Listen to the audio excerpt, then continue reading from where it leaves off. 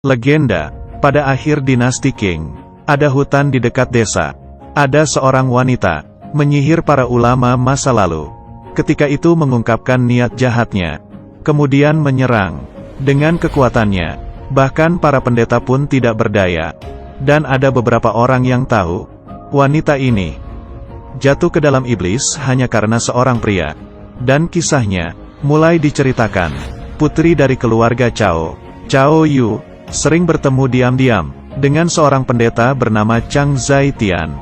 Dan hamil sebelum menikah. Ayahnya seorang yang memiliki martabat, sehingga mengusir Cao Yu keluar dari rumah. Wanita-wanita di desa menunjuknya.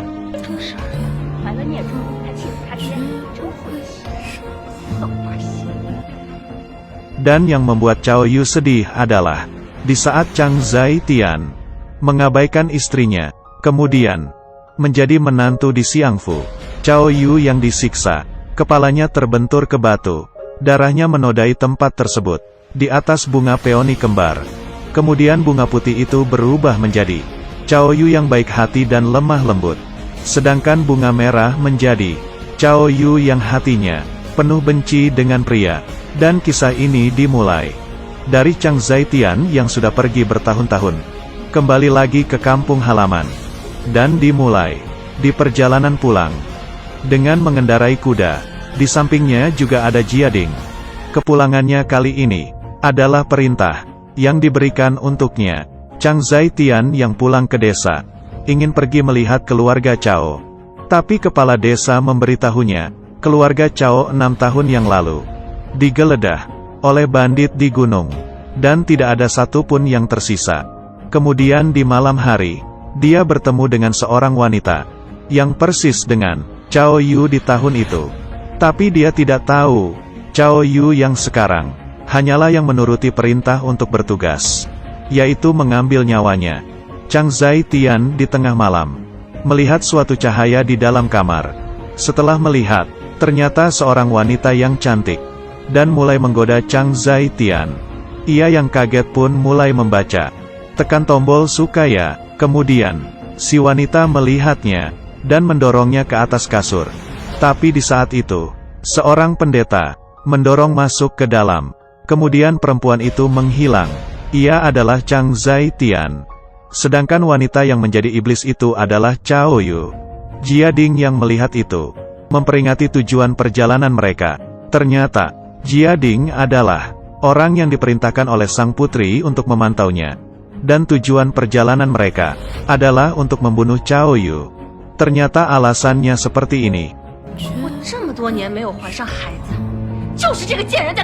Ia kembali ke sisi kakaknya, Cao Yu yang baik, ingin mengetahui alasannya. Ia merasakan seperti pernah bertemu dengan Chang Zaitian.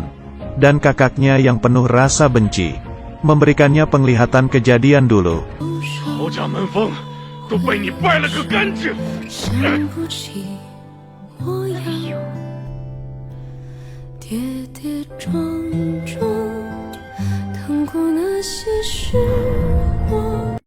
Mengatakan perkataan pria sama sekali tidak bisa dipegang.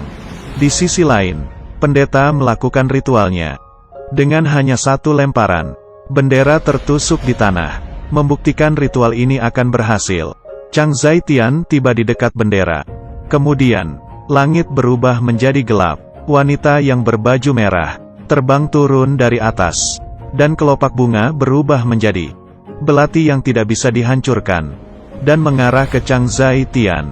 Untungnya pendeta menghalanginya, dan menolongnya. Kemudian kedua orang tersebut mulai bertarung. Pertarungan yang menghancurkan. Kemudian iblis, di saat ingin membunuh Chang Zaitian, Cao Yu pun muncul, dan penduduk desa yang melihat Cao Yu dari kejauhan juga ikut terkejut. Di sisi lain, sang kakak yang sedang kesulitan bertarung dengan pendeta, mengarah ke Cao Yu, dan menerbangkan belatinya. Yang terkena ternyata adalah Chang Zaitian. Menghadapi iblis Cao Yu, kepala desa memutuskan membawa orang-orang mencari pendeta untuk mengusir iblis. Pendeta ini juga seorang yang menyukai harta. Dengan mengeluarkan tangannya, mengatakan 50 tael perak, kemudian membawa para penduduk desa, mulai mengajarinya Kertas warna kuning, ditempelkan ke pedang, akan menjadi tajam dibandingkan yang lainnya. Kertas berwarna putih, tempelkan di tangan, akan menjadi sangat kuat. Sudah penuh persiapan, mereka pun masuk ke dalam gunung. Sedangkan Chang Zaitian diam-diam untuk kabur, dan menemukan Cao Yu, tidak memedulikan tangannya yang terluka. Ia menolong Cao Yu keluar, dan penyerangan di luar, terus membuat korban berjatuhan, hingga Jiading menemukannya. Kemudian, mengeluarkan belati, dan mengatakan tujuan perjalanan mereka. Tapi Chang Zaitian langsung memukulnya hingga pingsan, dan membawa Cao Yu pergi. Tapi saat itu, sang kakak ingin membunuh Chang Zaitian, sedangkan adiknya Cao Yu tidak bisa kejam. Keluhan dari dua kehidupan membuat wanita yang tidak bersalah menjadi iblis. Saudara kembar, pada akhirnya akan bagaimana? Begitu juga dengan Chang Zaitian. Dia akan mendapatkan akhir yang seperti apa? Kita sama-sama menunggu. Mengikuti cerita ini, tayangan The Revenge of Flowers. Mari puaskan tontonan kita.